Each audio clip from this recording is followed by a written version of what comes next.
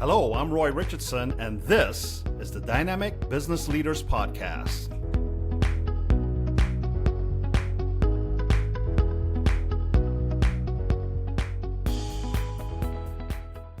Welcome to another edition of the Dynamic Business Leaders Podcast. I'm your host, Roy Richardson, joined by my always insightful co-host and a man who certainly knows the Central Florida business landscape as well as anyone, Sean Murphy. Sean, always good to have you here with me as my wingman, brother. Absolutely. Good to be here. I'm looking forward to this.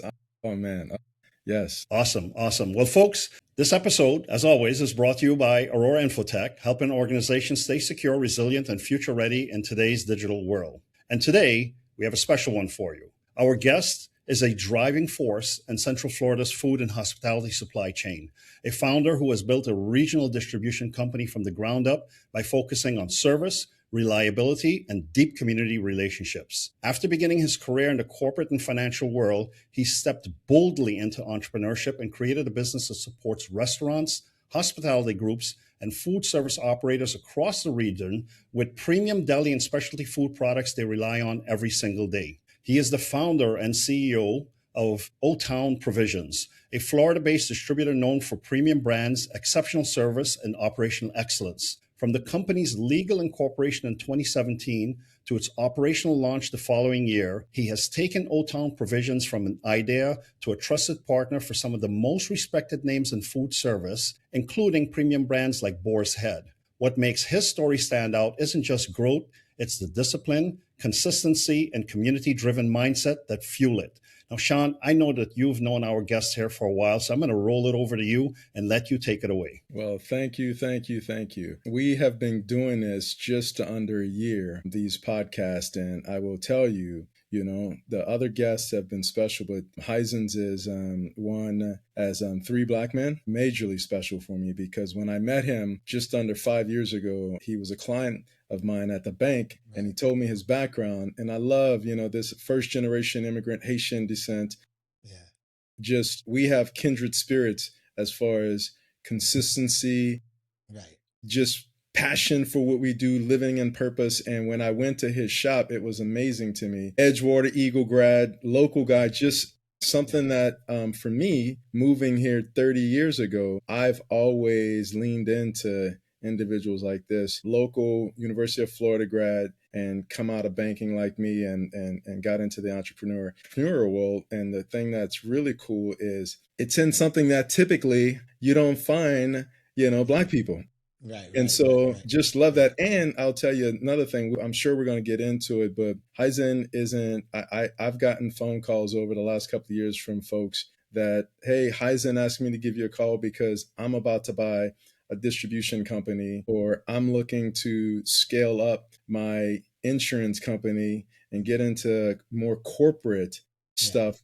And so he is a guy, and I'm looking, this is, Richie was a good one. Again, as a Black man, we don't want to make our podcast about race, but there's so much noise out there about not being able to succeed in this country. And this man is an example of just what America is all about, and Richie as well. And again, he's right there in the same boat as Richie as far as my. I was when I reached out to him, I know he was going to say yeah, but it was just one of those things. We have so much in common as far as what we've done. So let me just go into when the pandemic hit. When the pandemic hit and it brought the hospitality to his knees, he faced moments where walking away might have just seemed easy, but he stayed the course, adapted, and pushed forward, and using adversity as fuel rather than the finish line. And then I remember talking to him a couple of years ago when Boar's Head had the big, scare. Mm-hmm. There was never any doubt in my mind about him pushing through it. It was, and again, I feel like I'm talking to me. People, talk to me and it's like, what? Doubt, persistency, we're going to get through this. And so that resilience continues to shape how he leads, serves his customers, and prepares Old Town Provisions for a future where AI and emerging technologies are set to transform the world of logistics and distribution. He's a committed supporter of the minority community, and I know he's on the Chambers board. I've seen him speak to kids. I was was doing some stuff at Jones High School a couple of years ago, and he's like, I'm all in. Let me know when you need me to get over there. There was no, hey man, let me think about it. There was never any doubt. Also, I'm not sure if this is public knowledge, but when I went to his office, he told me about the makeup of his staff. He's very intentional about the community and educating the community. So for me, I found that refreshing, a man on point. And he's also a lifelong learner, a mentee that's shaped by honesty and guidance from his mentor, Rick Whitted, and a man who starts every day. This is another one of those cool things that people don't take. They take it for granted, but it's so paramount and critical to getting ahead. And I don't necessarily mean getting ahead just by dollars and cents. I'm talking about with your family and with you as an individual. He starts every day with a 4-mile walk where he's clearing his mind, shaping his focus, and he's leading with intentions. And above all, he's a founder who believes in, like I said, consistency, persistence, adaptability, and staying true to the journey, even the difficult chapters. He puts it, there is nothing he would change about his journey. So please join me in welcoming an entrepreneur, a community builder, and the leader of one of Central Florida's rising distribution companies, Hyzens Marc. Woo! Guys, what was that? Wow. You guys are impressive. I am shooketh right now. I really appreciate the warm welcome. I didn't know what to expect when Sean asked me, Roy, to join you guys, but I feel honored, number one, to be a part of this. And you guys just gave me goosebumps just hearing my story. So I think that's pretty cool. And I want to say thank you, number one, for having me. Number two, I've always looked up to Sean as a person in this community that I thought was doing some great things. And to his point, we have a lot of synergies, and Roy, just meeting you, I feel like we have some synergies as well. So I am looking forward to talking to you guys. I'm looking forward to breaking bread with you guys and probably eventually going to a UM game as well. But in the meantime, we'll talk today. Hopefully it's not against the Gators, because I will be wearing my Gator gear. You guys will be wearing the UM We gear. share orange, man. We share orange. Yes, absolutely. Absolutely. I went to the Gator game as well, and I was so distraught, but it was still good to go to you down south to see that game in person. That's right. Awesome. Well, Heizens, welcome. Amazing. Sean has had really, really good things to say to you about you, and I'm looking forward, after reading your bio, to spending, as you say, breaking bread and doing more interesting things together. And I'm excited for our listeners to actually hear about your story. So let's dive in. Sean, take it away. Hyzen, we talked about the 4-mile walk, but tell us more about the ritual that grounds you as a founder. Yeah. So, we all have things that pull at us as entrepreneurs. Even if you're not an entrepreneur, there's things that pull at you, and you can just let the day take that from you, right? You can get up and start responding to texts, and you can start doing these things. What I found for myself in this hectic world, in this hectic business, is that when I take time out to pray, when I take time out to be grounded, when I take time out to take those walks, I'm able to show up as a leader much more efficiently and much more clearly, right? That's the time to myself that after, while my kids and wife are sleeping, while it's quiet out, I'm out there, I'm walking, and I'm able to clear my mind, see the sunrise, pray, do all those things. I like to also listen to different motivational things in the morning where it comes to gratitude, because I really believe in gratitude. I think gratitude is an art that we as people, we tend to brush under the rug. But for me, gratitude is one of those things that if you don't know what you have, if you don't appreciate those things, how can you really appreciate what life is giving you? Because we're all going to take these lumps, right? We're all going to take these lumps throughout the day. But if I can intentionally go out and kind of set the tone for myself in the morning, before the world is up and before things start coming at me, I found that makes me a better leader. I found that makes me a better dad, a husband, a better friend.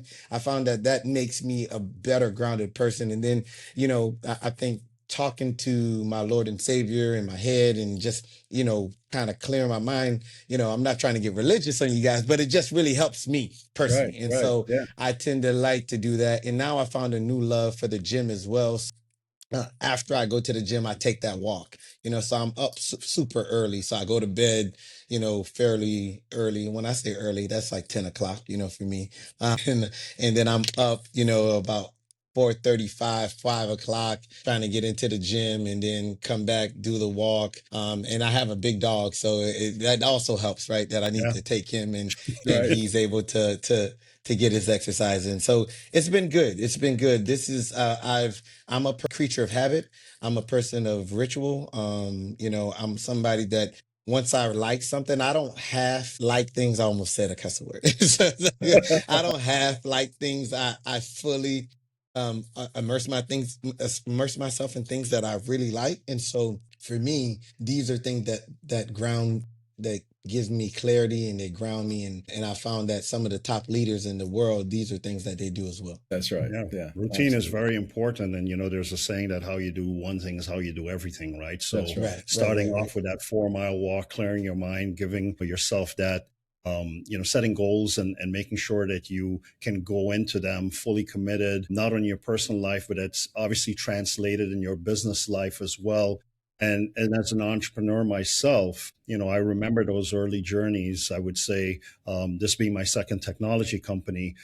But Wow. I want to ask you because I remember the question I'm going to ask you. I'm going back down my own memory lane here, but take us back to those early days of Old Town Provisions. Do you remember that first delivery or that first big customer moment when it hit you Yeah, and you yeah, said, yeah, "Okay, we're really doing this"? Right, What, right. what yeah, was yeah. going through your mind as you realized this idea was becoming a real operating distribution business? Look, wait.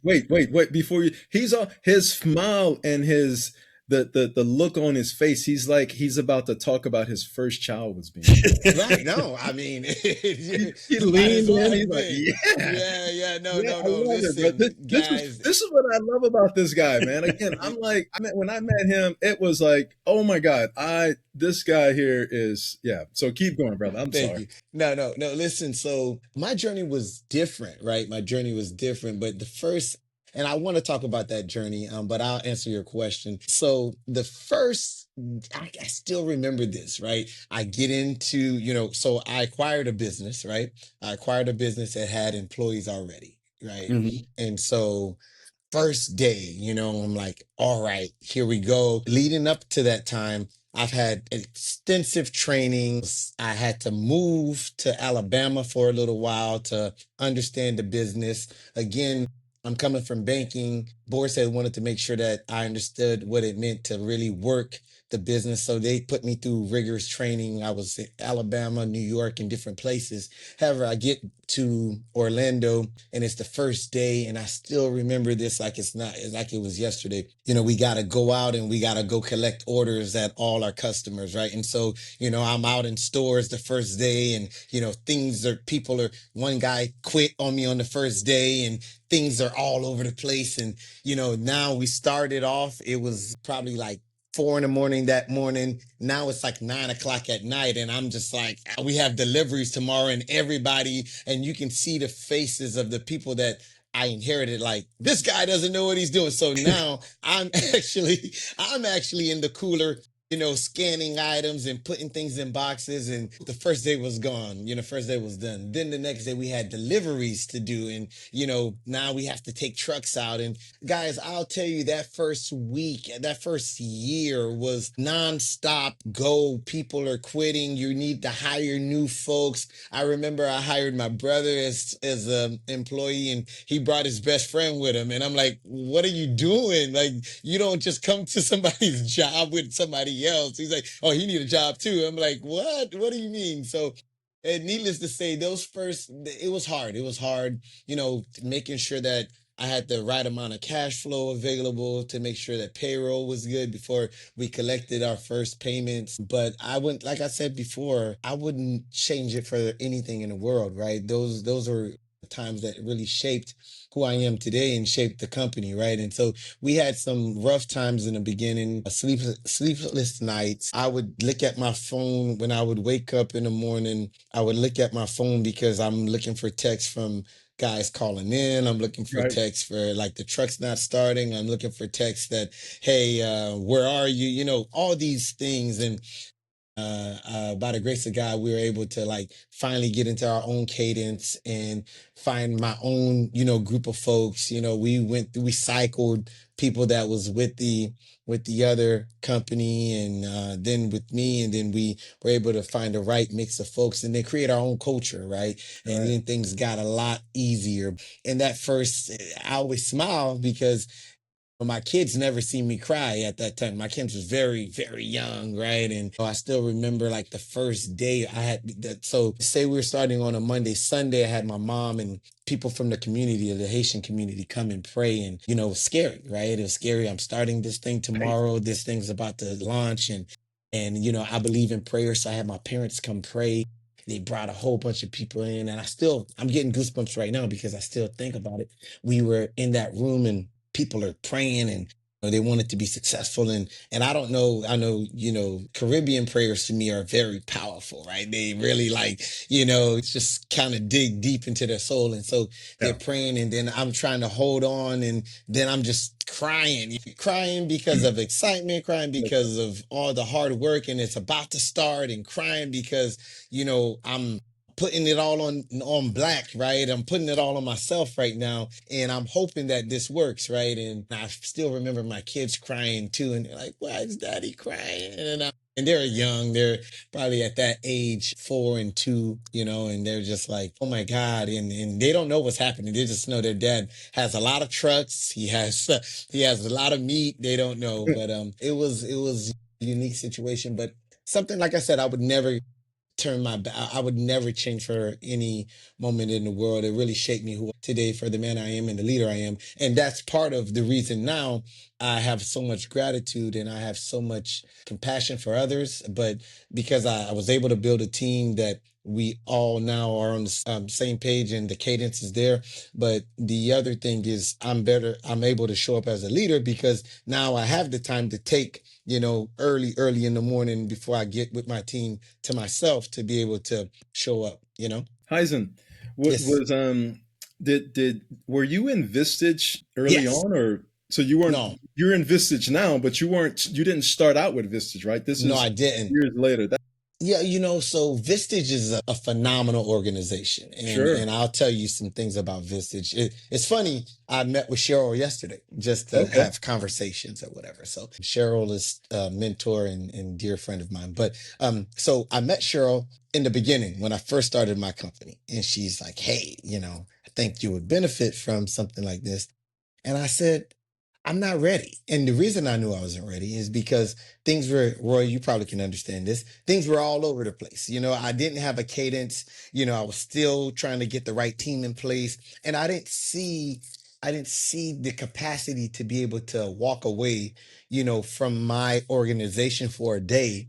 Because at Vistage, just once a month, you're in a room with like-minded peers, leaders in the community that have are entrepreneurs and are CEOs of companies, and you guys are talking through great strategies, talking through books and different leadership tactics that can help you in your business.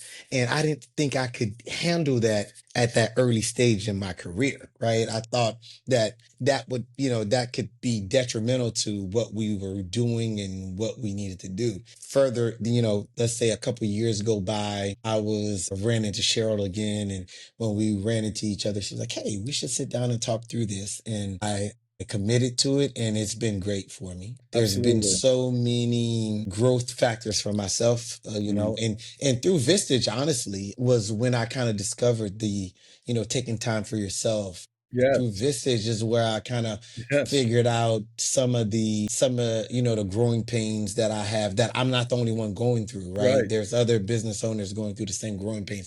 Through Vistage was where I discovered that there's other leaders in Central Florida that are doing remarkable things that we don't know anything about. Right. That's They're right. here, right? And so It's a great organization. I actually put my general manager in their like professional, Yep. I forgot the exact name of the The key man. club. Yeah, the key Key man, man. right? Yeah. Yeah, I put her in that, and it's been good for us because, there's some things that, you would want in your leadership, and I may say, "Hey, I want you to do this," but coming from me may sound a little harsh or may not be received well, but in a group like that where everybody's has the same mindset, it could it could push you into the right direction. So yeah, I will say if anybody's listening right now, Vistage is a great organization to be a part Right. of.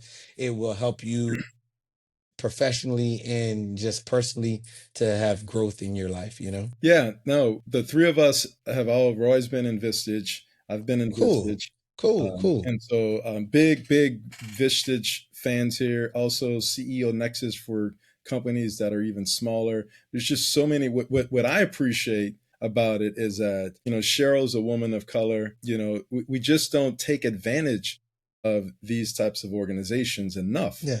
Right. And I love the fact that, again, Richie Powell, he's a YPO guy. It's very competitive, same type of thing, maybe a little bit global, more global than Vistage. These organizations have been around hundreds of years, and they've been developing leaders. And I just love the idea of you doing it. But you moved from the banking world into entrepreneurship, and I get it that there's a little bit of entrepreneurship when you're a banker because it's kind of Right. you go get your clients and stuff like that. But what was it? What was a spark? Tell our clients, our listeners, what was the thing that made you say, "Man, I'm going to go do my own thing and not hang on to the shingles of Chase"? Yeah, so I come from a Caribbean background. My parents are from Haiti, and there was always this push for entrepreneurship, right? There's Right, always this push to say, right, hey, yes, my parents believe in getting a good education. Again, my mom and dad came to this country in the early 80s with no education, very young. When they got here, they had me at an early age. My parents started in very humble beginnings where they were picking like oranges and right, things like that, so they knew what hard work was, right? And it was not like we were blessed with like a silver spoon. It was one of those things where they were working two jobs, my dad working two jobs, my mom was working one, and it right. was just, hey, like, you guys need to make it. We don't know what you're going to do, but we know you need to Go do make it. something.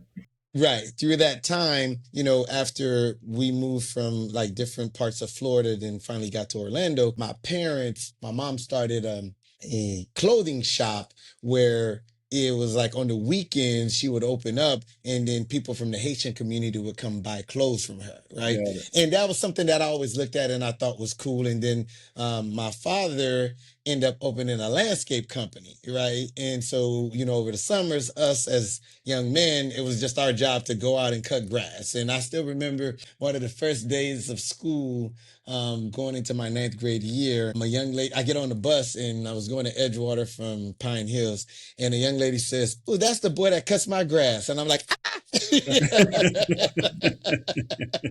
Like, no. But anyway, I say that to say that shaped me. And so when after graduated from UF, I didn't know exactly what I was going to do, but I always knew I wanted to be an entrepreneur.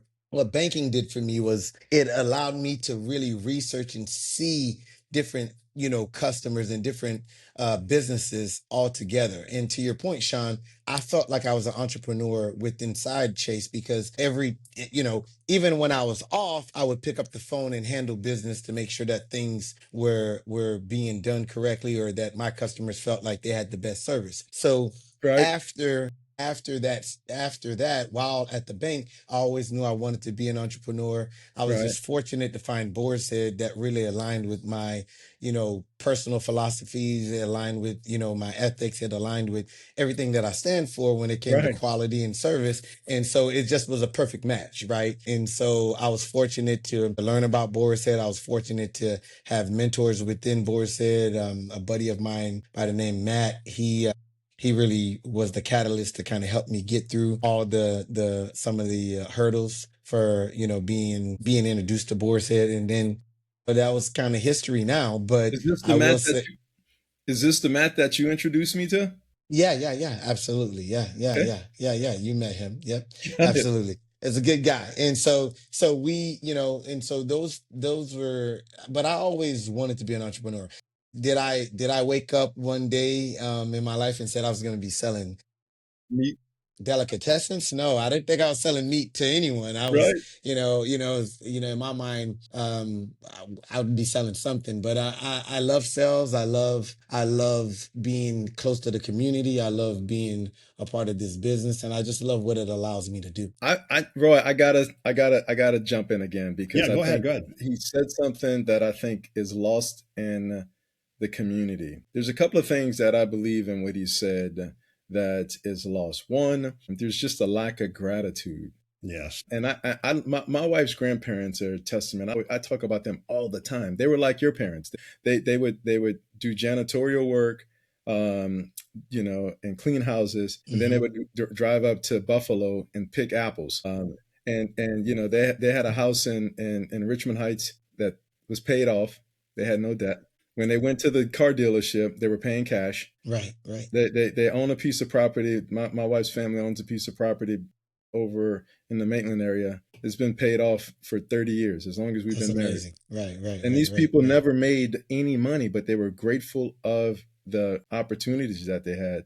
And then the other thing that you said that I think is lost, and I love this, and this is something where I know without a shadow of a doubt, because I've run my business for 30 years as an entrepreneur mindset. So when South State let me go in June, there was no, oh, please give me, no. It was like, what? The phone's already ringing with opportunities. What are you talking about? Yeah, absolutely. So with that being said, tell me the part about, you mentioned about loving sales. Tell me why. Because I have an idea why, but I want it to come from you because you got the business. And so tell me why. So because I think so. Let me give you kind of an idea of who I am. I've always been, and I don't consider myself technically a salesman, but I'm good at building relationships, right? That's right. And there so, you go. right. And so, and we're so, not salesmen. right. The society has it twisted about being salesmen when we're relationship guys. Absolutely. And so that bode well for me in every aspect of my life, right? So when I was in college, there's this thing that, this is when the cell phones, I'm dating myself, right? This is when cell phones start to come out. Right. We got all of these older guys on the phone hour calls. Each week we got somebody talking about the cell phones from when they were. So cell phones coming out, and now they're trying to do advertising in text messages, right? So they're trying to gather data from college students so they can send text messages. And then what they would do is say, they'll go out to like Pizza Hut and say, hey, local Pizza Hut, we can get this many college students coming in if you give us a discount. And they said, yeah. And so there'd be I don't know the exact algorithm between the company and the end user, but there was something where it's free to the students to get the discount, but you need people like me to go out and convince people to sign up. And so I still remember in college, there was this contest. I was working for this company called Mobile Campus, and there was this contest, and they're like, whoever can get the most people to sign up will get a free iPad. And this is iPod. And I'm like, oh my God, I can't afford an iPod and I want an iPod. It was just easy for me to go out and shake hands and convince people to sign up. And it was a lot of relationship building, right? And I won that. And then moving into for a short stint, I was doing mortgage, full commission mortgage, right in between going into the bank in college and winning from day one, because I understood the purpose I understood what relationship building was, right? And after that, got into banking at Chase, and I was a national achiever, and again, all based off of building relationships. So, that's why I like sales, because I'm not here trying to widget, or sell a item. I'm really trying to build relationships. And I think that's lost so many times within folks, right? Roy, you may get a phone call from somebody, and the first thing that they want to do is sell you something instead of starting to get to, trying to get to know you. And I think over the years, you will feel, when you feel somebody is genuine or somebody cares about your business or Sean, your business, then you want to reciprocate that, right? You want to give that back, and you want to give that person a chance. And so I've always led with relationships more than sales, and that's been very good for me in my life, you know? Amazing, amazing. And you mentioned there just now about people, you meet that who want to sell you right away. And I love to use the analogy of a doctor. Imagine going to a doctor, you walked in the office, and before saying hello, he or she hands you a prescription. Right, Right. right. And then, Right. they already know the problem before you've even tell them why you're there, right? And that's how it Right. comes across today. There's no relationship building. Everything is very cold today. It's very transactional today versus, I would say back in your era. And certainly a lot of that relationship building that you have comes from family values, comes from Absolutely. from I would say the island upbringing, right? Yeah, Where yeah. everything is based on relationships and trust. So speaking of relationships and trust, what drew you to Old Town Provisions in the first place, and what made you confident it was the right business for you to acquire? Yeah. Well, like I said, I was in banking, and so I had the opportunity to really dive deep into several different kind of businesses throughout Central Florida. But this was something that really aligned with. So, Old Town Provisions was the name I came up with. Okay. The name, right. So I came up with the name. I'm from Orlando, as mentioned earlier, and I wanted to represent Orlando, right? And so going to high school here, going to middle school here, O-Town has always been the name that I've been very confident with. And so it was only right that I create that name, O-Town Provisions. But what drew me to this kind of industry is that I'm good at building relationships, right? It aligns with who I am. Right. And the product itself, Boarset itself, also philosophically aligns with me, right? And so it was just a perfect synergy to make the two things happen. I'm so proud to be a local purveyor. I'm so proud to be a local purveyor. I'm also proud that, I've broken some barriers within the community of being a local purveyor. That's And right. so because I've been able to do that, I've made it a point to bring others along with me to also share in the legacy, right? And so for me, not just, get out here, try to make some money and be gone. This is, a future play for me. When I say a future play, I have a daughter and a son, and my hopes is that they will come along one day and be a part of this great company. They have already mentioned that they love it, right? My daughter most recently said to me, "Dad, I want to go to some of your speaking engagements. Dad, I want to go to some Awesome. of Yes. That's some of great. your Yes. things, That's right?" And what's so up. that's made me very proud, right? And it's not just them sitting around and That's not right. knowing what daddy does, but they've been a part of the business. They've seen us grow. They've seen us in this facility, Sean, that you've seen. They've seen where we started, and so it's been good and it's been reassuring. So Old Town Provisions was, like I said, something that I created and came up with the name. And my goal is to leave this legacy for the next generation. Yep. And we gonna help you with that. And mine will be there hanging out with yours, doing the same thing. We're gonna be finding the I money love it. for you. I Yep. love it. I love it. I All love right. it. Yes. So now that we've set the foundation, let's explore what Old Town Provisions actually does and how you're different. And we know you're a purveyor of, boar's heads and things like that. Well, provide our audience with, just a little bit more of who your customers are and what you offer.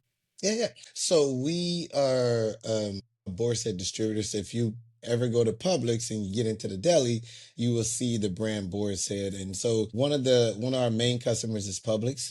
We're very proud to be a partner with Publix. So we do majority of the Publix in Central Florida. We also have mom and pop restaurants. If you go to certain delis in town and some sandwich shops, we do that. And most recently, we landed Terminal C, where we're doing a lot of work in Terminal Very C cool. as Nice. well. Oh, So, wow, nice.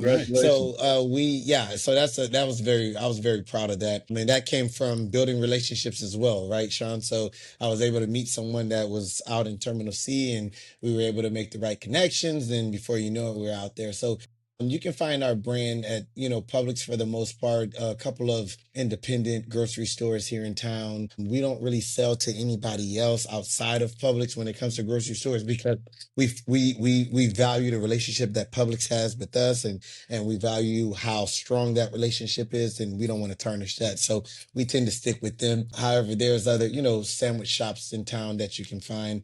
If you go out to Henry's Depot, if you go to Black Bean Deli, if you go to a few other Yeah, names here in town, yeah, right. they also taking products from us. So there's some good partners that we have, and they believe in quality as well, right? And so we're able to share in that, and we also like to find customers that really believe in the philosophy of keeping the brand and keeping things at the highest quality and highest standards. I love it. Yes, man. Quality, quality, Yeah, quality. yeah. So yeah, so even the first time I went to your location, it was, immaculate, and the way that you came up with, I love the way you think, the fact that, you're like, hey man, I built this facility, and how I built my there's something where you use the boxes, the cargo boxes, Yeah, yeah, yeah, and you're yeah. I like, it can was just explain that. Yeah, yeah, yeah, it yeah, was just one of yeah. those things. This is kind of off script, right? But again, you are an outside of the box thinker, and I think that Thinker. that's a lost art, right? We've gotten away from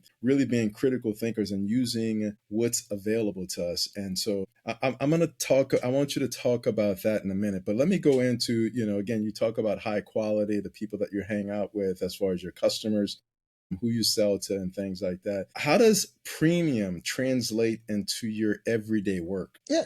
So we premium translate into our everyday work when it because of the way we handle the product, the way our employees show up, the way they show up outside, the way our trucks look on the road, all of that is premium, right? You won't find a dirty truck out there, right? We make sure that's good. We have high levels of sanitation, making sure that everything is clean here. To your point, you walked in immaculate, right? The Right. trucks Yeah. are immaculate, right? We that flows into every aspect of this business. And not only me, I mean, I like to be a walking billboard for my business, right? So it's hard to find that my cars are going to be dirty or that I'm not going to be well put together, because again, it's all about premium for me. It's all about the fact that we have a premium product. We want to continue to show that through the delivery process, through the even the inside of the warehouse. No matter from A to Z, we want it to be premium. And so we make sure that we facilitate that. We make sure that we oversee that. We make sure that that's all, put together to make sure that if you, Roy, come in, if you, Sean, come in, it's still the same as if, a surveyor or somebody from the FDA or whatever that may be would come in. It's going to be the same thing. Once Excellent. again, how you do one thing is how you do everything, right? That's So right. Yeah, hand in yeah. hand, hand in hand. And so, reading through your bio and the information prior to the podcast here, one thing that really stuck out to me that goes hand in hand with what you just said in the question that Sean asked, you focus keenly on operational excellence. It's a key theme in your organization. So what processes or routines ensure that the trucks keep moving and quality remain consistent? And so what we like to do, I love that question. What we like to do is we keep a routine where we keep logs, where we're checking temperatures in the cooler. We make sure that the tires are rotated. We make sure that the truck's logs are correct. The guys don't leave without making sure that, okay, we've checked the boxes before we're out on the road, right? And that what that does is alleviate a lot of the pressures and the stresses that you would find if you don't do those things, right? There's a maintenance log that we have here at the office that everyone is responsible for, when it's the trash, when it's the making sure that the product is handled correctly, and making sure that if there is an issue that we're able to address it, and then we're able to trace back where that issue came from excuse me, so that it won't happen again. No, that's amazing. And I got a follow on question real quick here, because one of the biggest challenges, of course, is you've been able to acquire a company, but even acquiring a company with an existing culture, to come in and influence that culture to Right. now adapt to operational excellence and adapt to all these standards, but more so establishing that but maintaining that as you scale. How do you balance growth with the service, particularly with an estimated 10 to 25 employees, and maintain that culture? Yeah, yes, so I think I love that question. I think one of the things for me is I'm very present within my business, right? And the culture starts with me, right? And so what I like to do is always be hands-on when it comes to that, right? Because if a new guy comes in and he's just kind of trying to, I love to sit with folks. This is one of the things I like to do, just a peek behind the tent. Folks to come in and I sit with them and I talk to them. And this is outside of the interview process, right? Hey, calls to check in. It's been with me for a week now. What do you think? Oh, I really like it. Hey, come in and sit down and talk to me. And then I like to get, some feedback. One of the things I learned from a good mentor of mine or a boss of mine back in the day, his name was Ray Curva. He would have these one-on-ones with us, right? And they weren't mandatory, but he would do them. Not other teams didn't have one-on-ones, but we would have these one-on-ones. And that was a time for you to like say what's on your mind. And even if it's not necessarily business related, it could be personal related and whatever you have going on, right? And that's something that I've adopted in this culture that has allowed me to win a lot of times with with my employees, right? Is because we're able to talk, we're able to dive deep, we're able to, and sometimes it's not an hour, sometimes it's 20 minutes. Sometimes someone may come in and be like, hey, I don't really have nothing to say.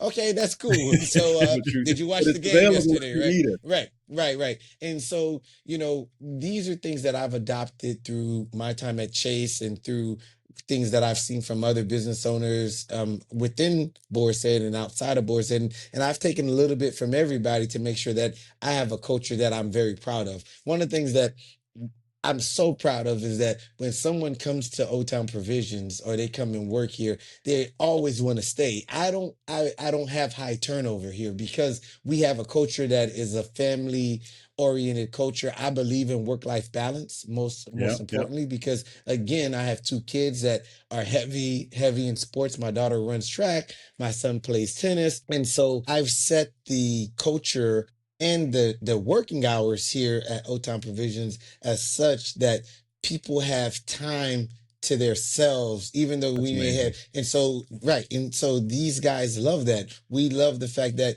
there may be other folks in this business that may not close on a certain day, but we close, a few hours early so folks can get home on a Friday and have a good time with their family. And those are all things that I believe in, and that's a culture that I've worked hard for, and I'll continue to work hard for, and I'll continue to be present so that it will remain, that way. Cool. So that's amazing. I've known that, and I've always been impressed. I've invited you when I was at the leadership, when I had my leadership stuff from the Leadership Institute. You're like, Sean, I would love it. It just didn't work out, but, and I know that Cheryl probably talks a lot about this kind of stuff and her dealings with Vistage. How does mission and vision, influence decisions regarding routes, SKUs, and partnerships? Yeah. So like I mentioned before, we like to be philosophically aligned with our customers, right? We like to make sure that they have the same mission and vision as us. And there's times that we just say no, right? There's just times that we say no. Because if I can walk into a place and I see that, they may not align with us and they may want to cut corners in the way they handle the product or handle us or even what they're currently using or, I like to look at people's patterns a lot of times when, if I go into a place and they're mishandling this or they're not doing the right thing, I just don't feel good about me bringing my product or my staff or any of that into the location. Because then what's going to be the end result? We're going to have to stop at some point anyway, right? And so we tend to interview our customers to make sure that their visions and values align with us, and then making sure that the right SKUs are in each customers that we bring them to, that we are partnering with. The last thing you want is to put a sour taste in someone's mouth, right? And so let's just say, like you mentioned about the doctor, you mentioned about being in banking, you just can't sell 5 checking accounts to the same customer because what is that even? Why does the customer need 5 checking accounts? Or if the doctor is not really evaluating you, but they're handing you prescriptions without knowing really what the problem is. Right. Pre-written prescriptions, and without even evaluating you, it's not going to work. So for me, making sure that, the SKUs that we're putting into those customers, the values of those customers all align, we're philosophically aligned, and then we kind of move on from there. Yes, sir. But look, leadership isn't just inside of the business. We talked about that earlier, where some of this stuff is all transferable and stuff like that. It's in the community and in the industry. You described a commitment to minority empowerment through, entrepreneurship. How does that show up in hiring, supplier relationships, and your community involvement? It shows up in many different ways. Hiring, I'm not hiring someone because of their race or creed, but when we are sitting here and I'm talking to somebody that has a similar background or like has gone through some things, and I see somebody that needs a chance, I'm willing to take a chance on them. I'm willing to take a chance on them because there's some communities just doesn't have that opportunity to walk into a place and get a chance taken on them because of their language or because they're probably a little shy, and I get that, right? I get that because of the community I serve. On top of that, because I'm from Pine Hills, because I was raised here in Orlando, because Pine Hills native, because I'm from, because I'm from these areas, I've seen a lot. I've seen a lot of communities that are underserved, and that, a lot of times, if you think about what our communities are looking at as role models, basketball players, football players, people in sports and rappers, but then when they can see a local man, myself, has come from Pine Hills, that has beaten the odds, that has made something different of itself, and I am not 6'4", 350 pounds, right? I'm none of those things. I'm just a person that believed in itself. I took a chance on myself. I believe that, consistency, tenacity, all those things pay off.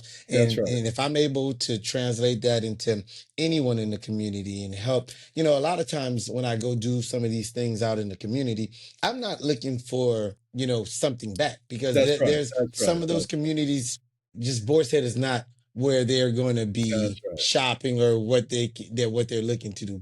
What I do love is the opportunity to say, hey, or for those kids to say, hey, I met a man, he's selling Boar's Head, and he has this story, and I too can do it. And that's what I like to instill in all the youth and in people in the community, that I'm just a man just like you, or a person just like you, right? And all I did was do the right thing. I listened to my mom and dad, which is important, right? But most of all, I took a chance on myself. And I think so many times, right, folks are scared to take that chance on themselves. And so I love to spread that message out there to the youth. I love to be involved in the community, and I love for them to see that, this brand, me, Old Town Provisions, myself, Boar's Head, we support the community in many ways that we can give back. Perfect example, there's turkey drives that we do. There's, giving back to different communities, helping churches, and all those things are from the kindness of my heart, because I believe that this is a great community. I believe that these folks need to see people doing things, and most of all, a God-fearing man that, is from this community that wants to give back. I think it's a beautiful thing, and I think that we've been able to see so many great results from that. And to your point, Sean, I'm still going to be doing some things with Jones coming up next month here. They're going to be coming to the warehouse where we're going to have about 40 some kids here, and we're going to talk to them and talk through Boar's Head and talk through a day in a life. And then tomorrow I'll be doing some things with another organization as well with the youth, and I just believe in it. It's near and dear to my heart. And I was a kid one day that was sitting in chairs, and I was able to look up and see people that looked like me that were successful, and they were able to get out of their situations, first generation, second generation, whatever, parents that were slaves, whatever that was, right? I was able to witness some of those things, and those things mean a lot to me. And so I want to give it back, and I want to pay it forward. Amen to that. Amen to that. And you're providing the opportunity for those kids to also lean into the fact that you were once, in those same areas, and look at where you are today. And it's not, the basketball or the track or whatever, super magnet here's one of our own, right? And if he put the blood, sweat, and tears in it, he had a dream, he had mentors who took him under their wings, but here's one of our own. So kudos to you on that. And I love that story. I mean, that's now you got goosebumps on my side over here. So, but listen, speaking about mentors and people, of our own that you looked up to, tell us about your mentor, Rick Whitted. What's a piece of his advice that you carry daily? I got a couple of things, but so one of the things, so Rick was actually a manager of mine. So he was the first one that took a chance on me at Chase, right? I went to interview at Chase and Rick said to me, you know what? You don't have everything that I was looking for, but you have something that I like, and I'm going to take a chance on you. He told me, he said, don't disappoint me before he hired me. And I'm like, oh my God. Okay. So Rick puts me out in a far place called St. Cloud. Now St. Cloud is not as rural as it was when I first started, but Right. I go out to St. Cloud and, I'm trying to make Rick proud because he's a person of character, person of morals.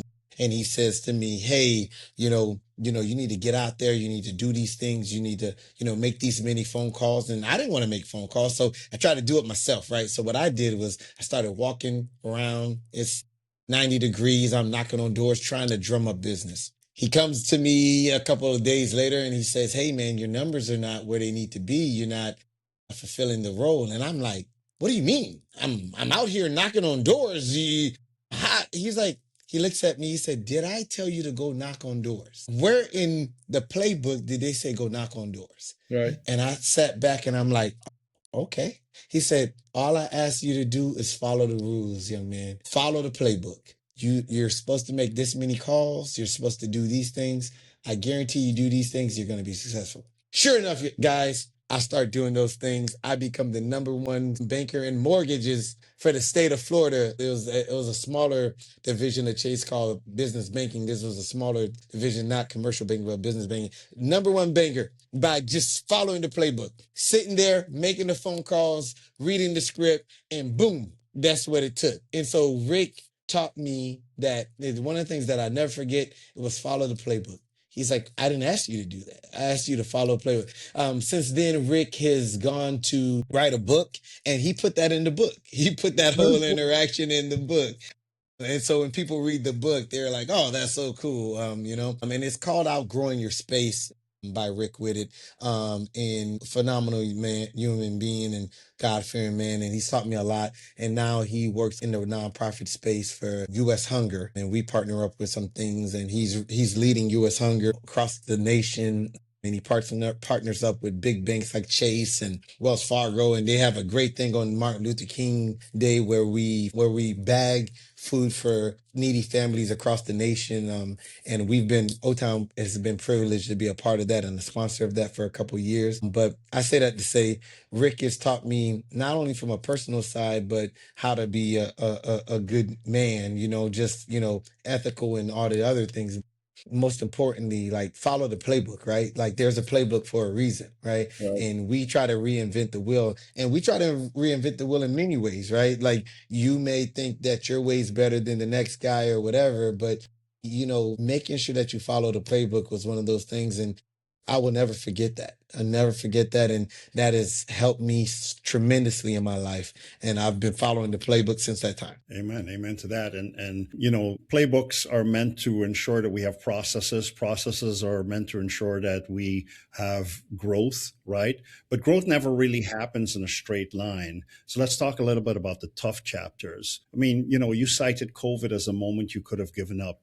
And this is a two-part question here. So, what kept you going during COVID, and what's the lessons you want other founders to learn from that period? Yeah. So COVID was scary because there were so many unknowns, right? Yeah.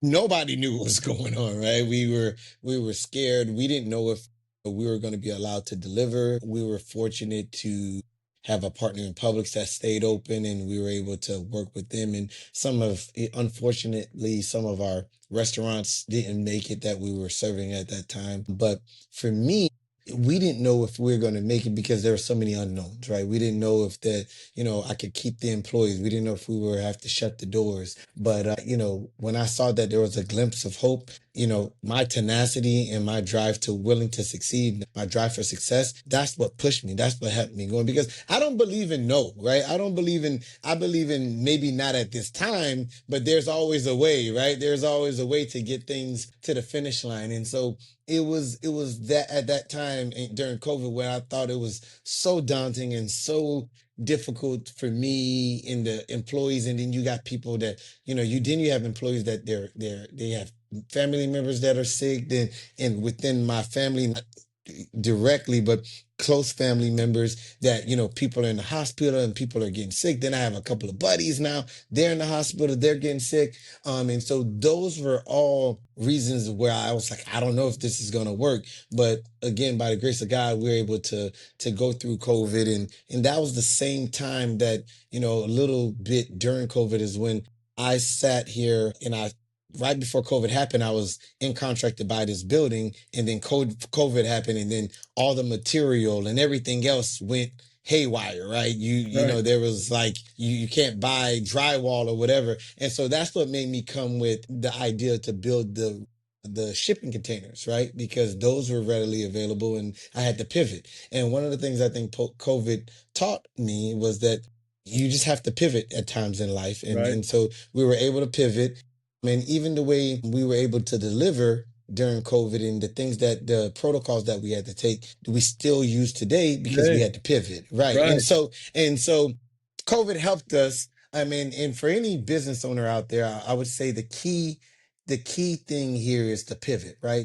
Being able to pivot, being able to be agile within your business is always going to be the key to success. And then not quitting, right? And I think perseverance is one of those things that really push people to the extreme, and that's when you see winner and losers, right? When you're willing to persevere despite the challenges and the knocks that you will receive, you can definitely win. And then gratitude comes into place again, like I was telling you guys before, because then you're grateful for those times where Right. it was hard, but then we're able to make it through. Yeah, I love how you said that, a lot of that stuff is you're still using today. So I would imagine when there was that big outbreak a couple of years ago, you were like, okay, let's see, survey it and keep it moving. But Absolutely. let's switch gears. We like to do what we call quick hits, where we'll ask you some questions and, it's not meant to go deep but daily habits you protect at all costs. I think we have an idea, but tell it to us again. Yeah, so daily habits is gratitude and walking. I protect that at all costs. I could be sick, I could be hurt, I could be whatever. I'm gonna do it, and so I protect that at all costs. And let's go a little bit here for our audience who are deep in books. What one book would you recommend, and one key takeaway from that book? So one book is Atomic Habits, because it talks about building good and bad habits. And so I think that's a great book. And that's a book that I believe in. And then just another book, David and Goliath by Malcolm Gladwell. I think it's a phenomenal book. And, I think more and more we are faced with adversities and people just don't know how to handle them, but being able to pivot and being able to be agile or two things that those books talk about that really resonate with me. Cool. One operational process you can't live without. I would say a daily check-in, the daily check, the hours that I give to the employees. I can't live without that, And then one thing you wouldn't change about your journey. Nothing. Listen, even even I knew the fact answer, that, but right. There's even the fact that we've had the turmoil of COVID, and then this outbreak is just all things that I think make you a stronger person, and persistence, and the tenacity. And those are, you think about Roger Federer and some of these other great athletes, they are all persistent. They are all consistent. And consistency wins anytime over anybody. I've met some very good athletes in my life, and I've been privileged to meet some. And I've met some guys that stand right next to each other, and the guy may be twice the other one's size, but the other one's a Hall of Famer. And the difference was consistency. Right. Every time. Well, you're I'm not sure if I should bring it up, but your brother-in-law.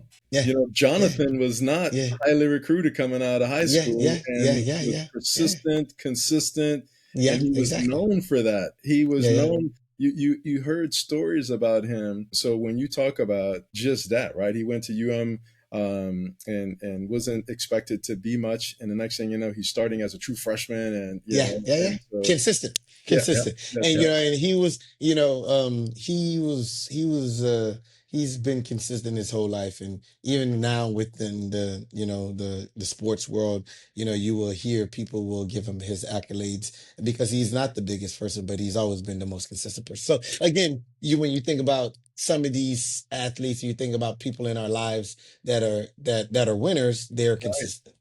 Yeah, yeah. So for the entrepreneurs listening in their cars right now, let's get a little practical, Roy. Yeah. So, let's talk a little bit about your top three pieces of advice, which, I read was believe in yourself, stay consistent and persistent, and be adaptable with a strong network. Give us the how behind each.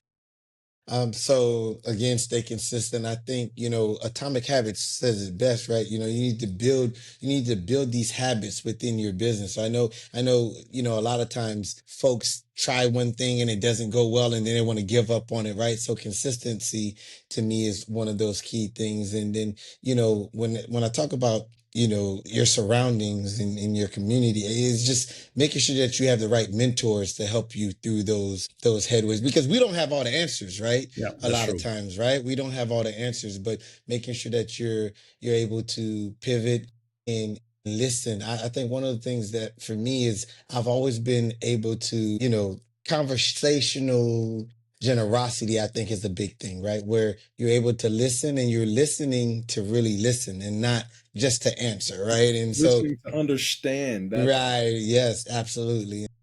Conversational generosity always has been something that I think, as business owners and we as people need to practice a lot more. And so those are kind of the whys behind that. Cool, very, very cool. We can do this all day, man. Yeah, but, yeah, yeah, for but I know sure. we can't. Great. We all got to get back to work, right? Yeah, yeah, I Um, got to get back to work. I but, have, like I said, I got kids waiting for me right, for right. tennis and all that other stuff. But So yes, listen, we got a record number of folks retiring out of the marketplace, so they're selling their existing businesses. What are the first due diligence questions you would ask if you were buying or if someone's attempting to buy a business? I would ask why, most importantly, right? If the person's looking to retire, why they're looking to get out of their business. Number two, I would ask, who are your customers? What are the terms of those customers in terms of contracts or, net pays? And then most importantly, what is that person looking for? Are they looking to be cashed out? Are they looking to be, a consultant, or what's that look like? I've been able to see acquisitions quite a bit from the banking side. And, those are things that we would ask in terms of why, how are they making their money?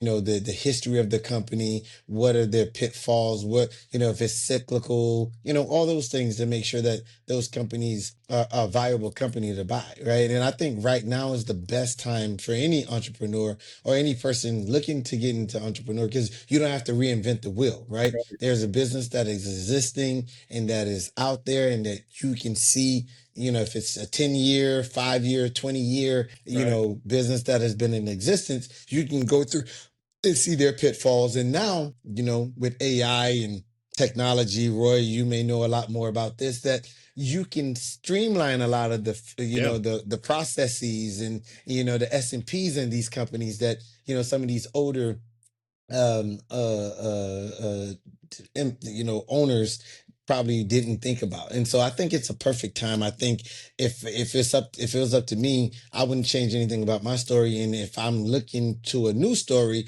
I would be looking for a business that is established, that has been around, and that I can take and make better. Got it, got it, got it. You talked a little bit about this earlier, and I'd like to go a little bit deep as we are on the back end of the time. So we're about almost wrapped up. I got two questions for you. What does legacy look like? I know you talked about the kids being involved with the business and things like that, but talk about this from a professional and in the community standpoint. And you talked about AI as the trend with the biggest impact. Where do you see AI first impacting distribution, routing, or forecasting, customer service? Give us a little bit of overview of that, those two things. Yeah, so legacy to me in the community is, being able to be known or remembered for my heart and for the true works that I've done. I'm not talking about money. I'm not talking about, he was a big businessman. He did. I'm talking about, well, again, going back to what I was saying, I love the fact that my kids are joining me in these speeches and joining me in these community events. I love that. And that's what true legacy is for me, right? Making sure that the community that I serve, when I talk about community, I'm not only talking about my family, I'm talking about the community, the Haitian community, the African American community, the just Central Florida community in itself, that they know that, hey, this company, Old Town Provisions, is out here and they're helping when they see fit, and they're trying to make sure that it's not only one-sided, but they want to give back, right? And I love the fact that my kids are able to see this. And again, if my kids want to take this over, great. And if they don't want to take this over, that's fine. But I do want them to have a heart of giving, a heart of serving. And so I think that legacy will always last because, that's what I saw growing up, right?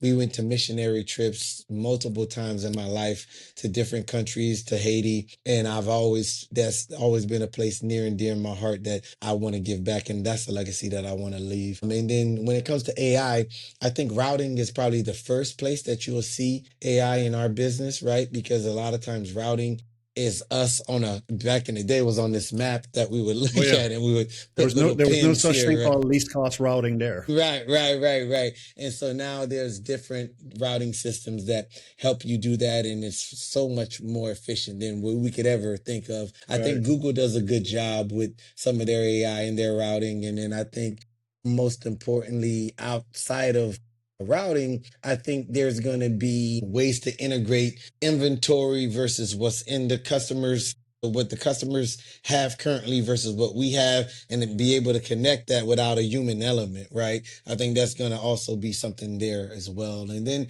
maybe at some point there's, with these autonomous cars, I think there's going to be no need for, the guy driving, just the guy putting the product in the store, right? And so, those are all things that I think that we'll see in my lifetime and in your lifetime.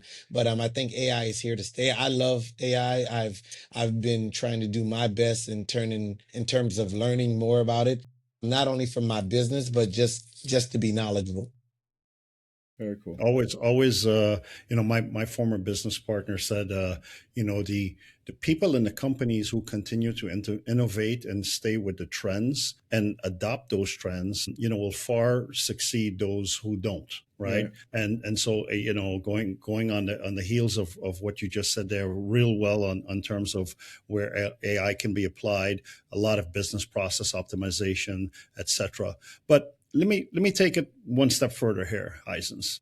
And this is a question that we ask every one of our guests. If you could create a personal dream board of advisors, anyone from any era, who would you choose and why? And what roles would each person play in guiding you and your next chapter? Yeah, that's a good question. So there's I think Rick Whitted would be one, just because he's played a big role in my life. My father-in-law, Judex Avignon, he's a person with a lot of knowledge, spiritual person that has helped me, kind of stay grounded. There's a Reverend Pastor Colbert when I was in college. He really helped me kind of make sure that I was always on point and that I was not out there wilding and doing crazy things. And then my mom, most importantly, I think my mom has been an advisor to me, and I've seen how hard she's worked through, like I said, from very humble beginnings to coming here, to becoming legal in this country, to owning businesses, to now still owning a business. It's a true American dream. And so those are the advisors I would have. And they would all play different roles in my life, from a spiritual standpoint, from a mentor standpoint, from a just all encompassing standpoint.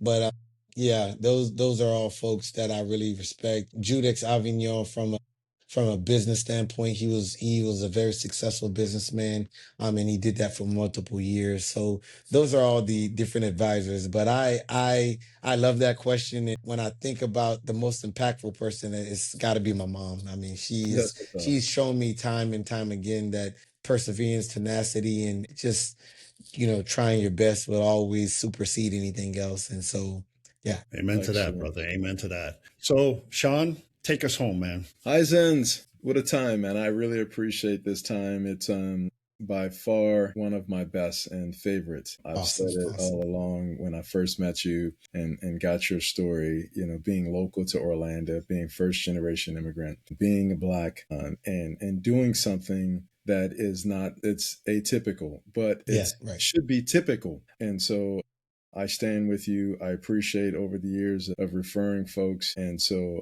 with that being said, truly inspiring. And I can't wait to get it out in the marketplace. I hope that the chamber takes it and runs with it. And, the kids at Jones High School and Edgewater and all of the high schools around the city get to listen in.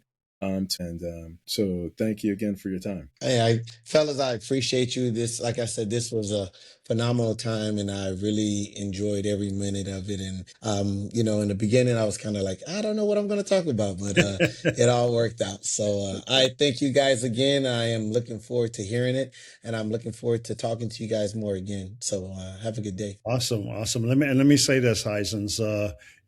Once again, I reiterate what Sean said. Thank you for joining us today. Your story is such a powerful reminder of what can happen when discipline, service, and community all come together in one of founder's journey. You took a leap from the corporate and financial world into entrepreneurship, and you built Old Town Provisions not just as a business, but as a reliable partner for the restaurant, hospitality, and food service operators that keep Central Florida thriving. What stood out most today is your consistency. The daily 4-mile walk that centers you, the relationships you've cultivated, and the values you've protected since day one. The way you navigated COVID with resilience, the mentorship you've embraced, and your commitment to minority empowerment and local economic growth, all of that paints the picture of a leader who doesn't just run a company, but truly supports a community. You're building something special, Heizens, something rooted in service and built for the long haul. And Sean and I know your story is going to inspire a lot of founders, operators, and leaders who need to hear this conversation. So thank you, Heizens, for being with us on the Dynamic Business Leaders podcast.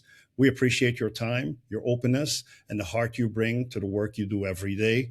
God bless, and keep doing what you do. And finally, to our listeners, thank you for joining us. Be sure to subscribe, follow us, share this episodes, and until next time, stay curious, stay driven, and keep leading with purpose.